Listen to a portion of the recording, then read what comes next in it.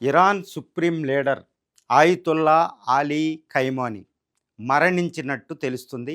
ఇప్పుడు ఈయన మరణ వార్తని United States of America president Donald Trump ధృవీకరించడం జరిగింది. దాంతోపాటు Israeli prime minister Benjamin Netanyahu కూడా చెప్పారు. నిన్నే చెప్పడం జరిగింది, కానీ అది ఇప్పటివరకు ధృవీకరించబడలేదు.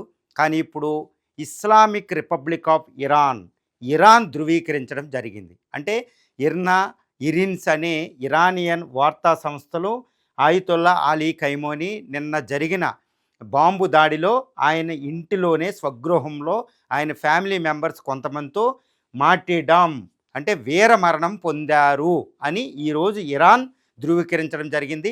ఈయన మరణాన్ని పురస్కరించుకుని 40 రోజుల పాటు సంతాప దినాలుగా కూడా ఇరాన్ వ్యాప్తంగా ప్రకటించడం జరిగింది. ఈవెన్ ఇస్లామిక్ రిపబ్లిక్ వేరే కంట్రీలో ఉన్న Muslims population across the Islamic వరల్డ్లో ఆయన్ని ఒక దేవుడిగా ఆరాధించడం అనేది ఇక్కడ మనం చూస్తూ ఉన్నాం.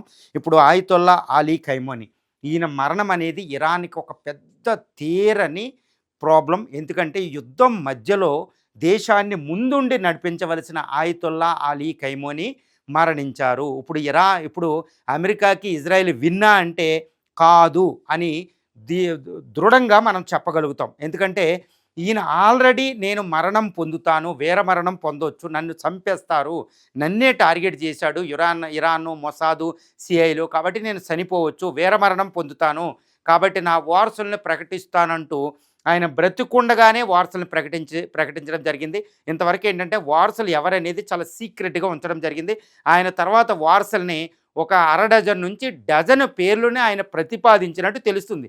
ఒకళ్ళు చనిపోతే ఒకళ్ళు చనిపోతే ఒకళ్ళు. అంతేకాని ఇస్లామిక్ రిపబ్లిక్ 1979 ఇస్లామిక్ రెవల్యూషన్ ద్వారా వచ్చిన ఇస్లామిక్ రిపబ్లిక్ని మాత్రం కూలిపోయే ప్రసక్తి లేదు. అమెరికా ఇజ్రాయెల్ చేతిలో ఓడిపోయే ప్రసక్తి లేదు.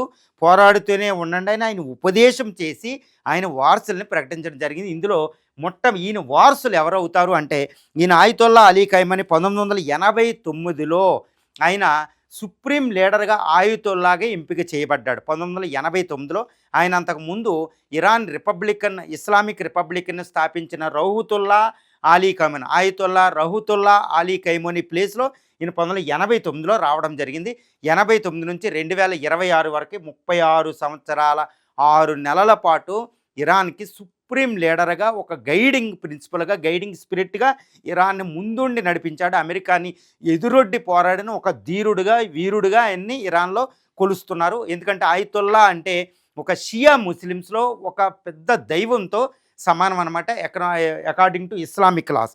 ఈయన 36 సంవత్సరాల లాంగెస్ట్ సర్వింగ్ ఈయన చనిపోవడం జరిగింది. ఇప్పుడు వారసులుగా ప్రకటించిన ఎవరి పేర్లు ఆయన ఎలా ప్రకటిస్తారు అంటే ఈయన వారసుడిగా ఈయన పేర్లు ప్రతిపాదించిన పేర్లు ముఖ్యంగా ఈయన సన్నం అతి పెద్ద కొడుకు ముస్తాజా ఖైమానీ.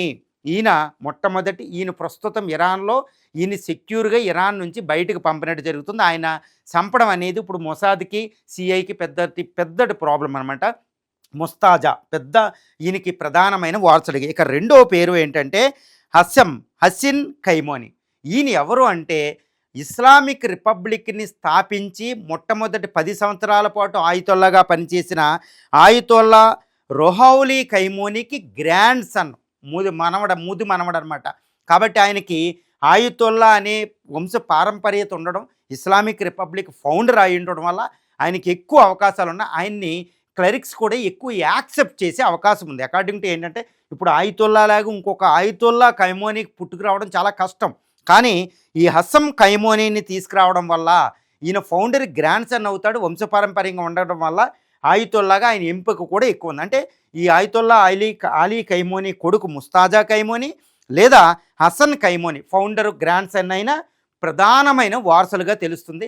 వీళ్ళు మెయిన్ వారసులు. తర్వాత అలీ రెజా అరాఫీ, ఈయన 67 సంవత్సరాలు. ఆయితుల్లా ఖైమానీ చాలా confident founder member of the Islamic republic కూడా ఆయన ఉన్నారు.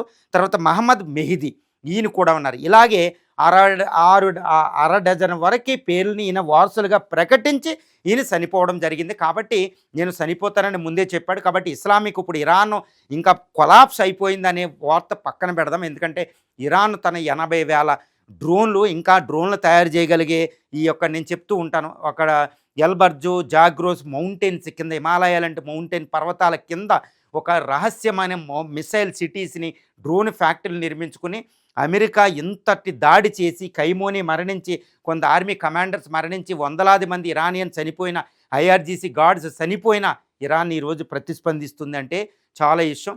ఇప్పుడు ఆయితొల్లా ఖైమోని మరణం ఇప్పుడు ఇరాన్లో ఎలా ఉందంటే, ఎవ్వరూ కూడా ఉత్సవాలు చేసుకుంటున్నారని వెస్టర్న్ మీడియా CNN, NBCలు, BBCలు చెప్తున్నాయి. కానీ ఆయితొల్లా అలీ ఖైమోని చనిపోయినప్పుడు ఈవెన్ ఆయన ఇప్పుడు దాకా ప్రొటెస్ట్ చేసిన ప్రజలు కూడా ఎవ్వరూ కూడా వీధుల్లోకి వచ్చి సెలబ్రేషన్ చేసుకున్నట్టు కనపడతలేదు. ఎందుకంటే వాళ్ళకు ఒక రెస్పెక్ట్ ఉంది.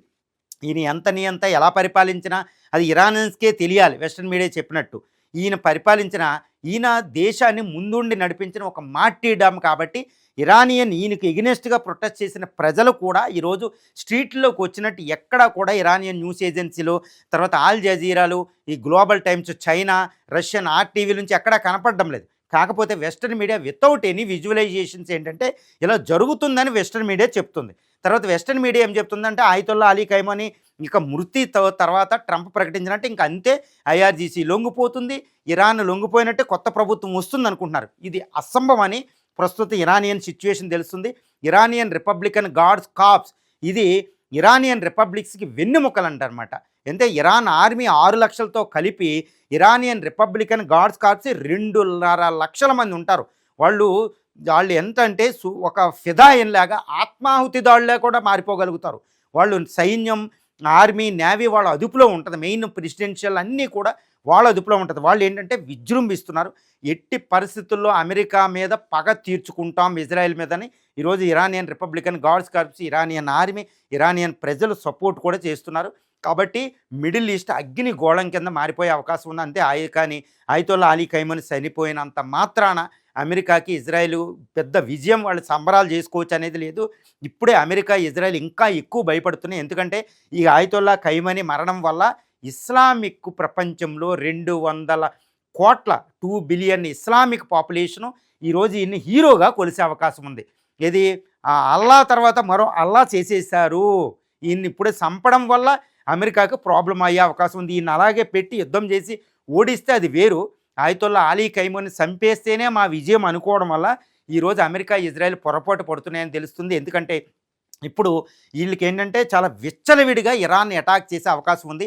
ఈవెన్ విచ్చలవిడిగా 200 కోట్ల మంది ముస్లిం పాపులేషన్, అంటే సౌదీ అరేబియా, సున్నీ నేషన్లో ఉన్న సౌదీ అరేబియా, బహ్రైన్, ఖతార్ ఈ ప్రాంతాల్లో ఉన్న నియంత్రిత ప్రభుత్వాల్ని అక్కడ ఇస్లామిక్ ప్రజలు కూల్చేసి దీనికి సపోర్ట్గా వచ్చే అవకాశం ఉంది. ఇది అంతా ఒక ఇస్లామిక్ ఒక మహా సామ్రాజ్యం కింద ఎందుకు ఉంటుంది? ఎందుకంటే మీకు ఒకటి గుర్తుపెట్టుకోవాలి, ఇస్లామిక్ వరల్డ్లో ఇస్లామిక్ బ్రదర్హుడ్ అనేది ఒకటి ఉంటుంది. ఇస్లాం ప్రజలు ఎన్ని దేశాల కింద విడిపోయినా వాళ్ళకి ఏంటంటే ఇస్లామిక్ బ్రదర్హుడ్ ఒక సోదర భావం ఉంటుంది అనమాట. వీళ్ళందరూ ఇప్పుడు ఆయితొల్లా ఖైమోనిని హీరోగా చూస్తున్నారు. ఎందుకంటే అమెరికా సంహరించింది ఒక క్రిస్టియన్ దేశం, ఒక యూదు దేశం. కాబట్టి ఆయితొల్లా అలీ ఖైమోనికి ఒక దైవం కింద చేసేశారు. కాబట్టి ఇప్పుడు సౌదీ అరేబియా ఈ రిపబ్లిక్స్ ఉనిగిపోతున్నట్టు తెలుస్తుంది. కాబట్టి ఆయితొల్లా అలీ ఖైమోని మొట్టమొదటి రోజు యుద్ధం అంటే ఇప్పుడు ఇజ్రాయెల్, అమెరికా ఒక 500 యుద్ధ విమానాలు ఉపయోగించి ఆపరేషన్ ఎపిక్ ఫరీ అంటూ వాళ్ళు నిర్వహించిన ఆపరేషన్లో ఈయన కాంపౌండ్లో చనిపోయారు. కాకపోతే ఇప్పుడు ఆయితొల్లా అలీ ఖైమోని మరణమే ఇప్పుడు అమెరికాకి, ఇజ్రాయెల్కి కంటికి కునుకు పట్టనివ్వడంలో వాళ్ళు ఎటువంటి ఇది విజయం. ఇప్పుడు ఆయితొల్లా అలీ ఖైమోని చనిపోయారు. ట్రంప్ ఏమంటున్నారంటే ఆయితొల్లా అలీ ఖైమోని చనిపోయారు, IRGC లొంగిపోయండి, మీ ఆయుధాలు అప్పగించండి, ఇరాన్ ప్రజలారా అక్కడ ప్రభుత్వాన్ని కూల్చేయండి, మేము కొత్త ప్రభుత్వాన్ని ఎస్టాబ్లిష్ చేస్తామంటే మరి ఇరాన్లో దేశభక్తి ఏంటి? అది ఒక పర్షియన్. ఇప్పుడు దాన్ని రష్యా కూడా అంటుంది 2500 సంవత్సరాల చరిత్రున్న సంస్కృతి, సివిలైజేషన్ ఇరాన్ ఓ పక్కన, కేవలం 200 సంవత్సరాలు ఉన్న అమెరికా ఓ పక్కన. ఇది క్లాషెస్ ఆఫ్ సివిలైజేషన్. అంటే రష్యా భాషలో ఆల్రెడీ చెప్పేసింది రష్యా ఏమని, ఇది ఇస్లామిక్ వరల్డ్కి క్రిస్టియన్స్కి జరుగుతున్న యుద్ధం అన్నట్టు రష్యా చెప్పేసింది ఇండైరెక్ట్గా. అంటే ఒక క్రూసేడ్. సో ఇది ఏ వైపు తీసుకుంటుందో చాలా పెద్ద ప్రమాదభరితంగా ఇది ఊహించవచ్చు. ఒక అగ్నిగోళం మహా విప్లవం కింద ఇది రగిల్చుకొచ్చి ఒక ఇస్లామిక్ రెవల్యూషన్ కింద ఎంటైర్ ఇస్లామిక్ రిపబ్లిక్స్ నియంతృత్వ ప్రభుత్వాలు, ఇంకో సౌదీ అరేబియా లాంటి ఇస్లామిక్ నియంతృత్వాలను పడేసి ఒక ఇస్లామిక్ రిపబ్లిక్ కింద ఇరాన్ నేతృత్వంలో అమెరికా వెస్టర్న్ ప్రపంచాన్ని అక్కడ నుంచి తరిమేస్తారనే దాకా వెళ్ళొచ్చు. మరి ఈ టైంని అమెరికా, ఇజ్రాయెల్ ఎలా డీల్ చేస్తే, ఇంటర్నేషనల్ సొసైటీ, ఇంటర్నేషనల్ సమాజం ఎలా డీల్ చేస్తో ఇప్పుడు చూడాలి. ఆయితొల్లా అలీ ఖైమోని మరణం మాత్రం ఈ టైంలో ప్రపంచంలో యుద్ధం జరిగే సమయంలో ఇరాన్కి అపజయం కాదు, అమెరికా ఇజ్రాయెల్కి విన్ అనేది అసలా కాదు. మరి ఎలా జరుగుతుందో చూద్దాం.